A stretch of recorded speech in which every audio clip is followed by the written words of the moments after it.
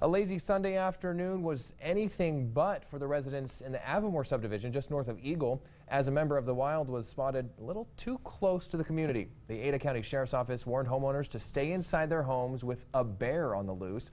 But some folks say they weren't fazed. They just choose to live in that habitat for wildlife. Eric Fink spoke with a gentleman who had an up-close experience with the animal. Glenn Harbig began his Sunday surfing the internet and eating bacon and eggs in his recliner at his Avimor home. But with one glance to his right, Harbig's Sunday became just slightly more memorable.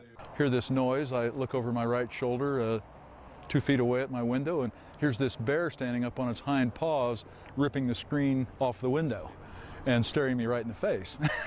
I continued yelling at him. He didn't faze him at all. He went over to the front door and stood up on his hind legs, and you could hear him with his claws, raking at the door, trying to, break the door down. The bear never made its way inside. Glenn called 911 to report the sighting, and thanks to his nerves, couldn't give the cops one vital piece of information. They asked me where I lived, and I couldn't remember.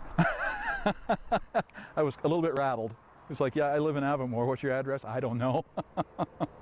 Hours later, the bear nestled itself in these trees, with a handful of Avimor community members squinting up to see this furry brown animal. Fish and Game tried repeatedly to drug the bear.